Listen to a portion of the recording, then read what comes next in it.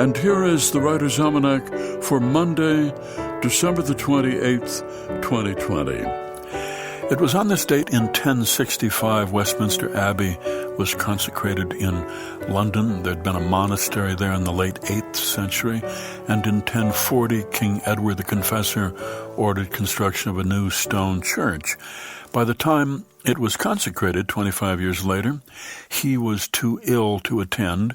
He died a few weeks later, and he was buried in front of the high altar. It's the birthday of the novelist Charles Portis, born in El Dorado, Arkansas, 1933, author of the novel Norwood and True Grit, which came out in 1968, the story of a 14-year-old girl, Maddie Ross, wants to avenge the murder of her father and enlists the aid of Rooster Cogburn, a washed-out old U.S. Marshal. It's the anniversary of the first movie screening for which people paid admission. 1895, the Grand Café in Paris, the Lumière brothers, Auguste and Louis, got an audience to pay to watch their film Workers Leaving the Lumière Factory.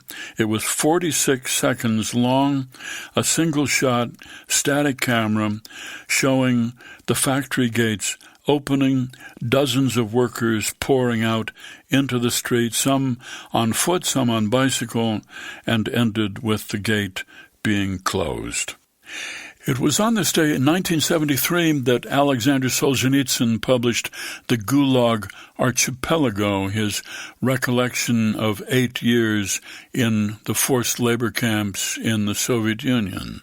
He had been serving on the front lines during World War II when he was accused of spreading anti-Soviet propaganda because in a letter he had referred to Joseph Stalin as the man with the mustache.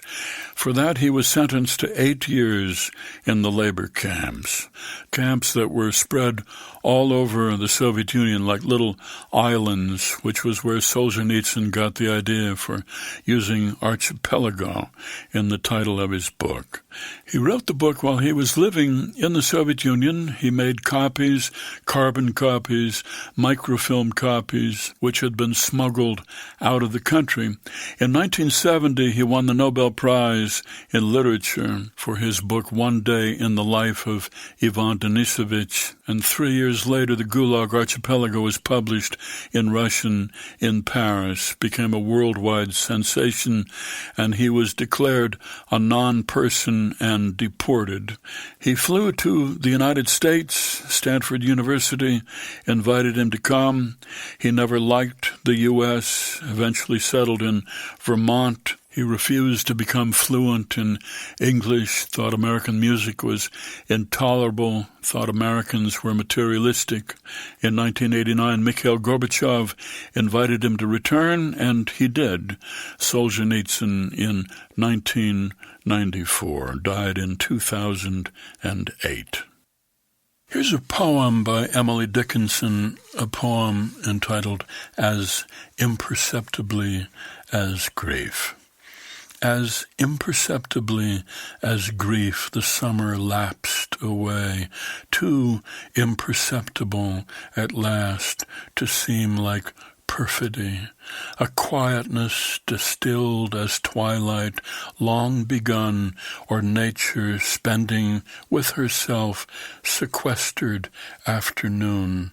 The dusk drew earlier in, the morning foreign shone, a courteous yet harrowing grace as guest that would be gone. And thus, without a wing or service of a keel, our summer made her light escape into the beautiful. As Imperceptibly as Grief, poem by Emily Dickinson. That's the Writer's Almanac for Monday, December the 28th. Be well, do good work, and keep in touch.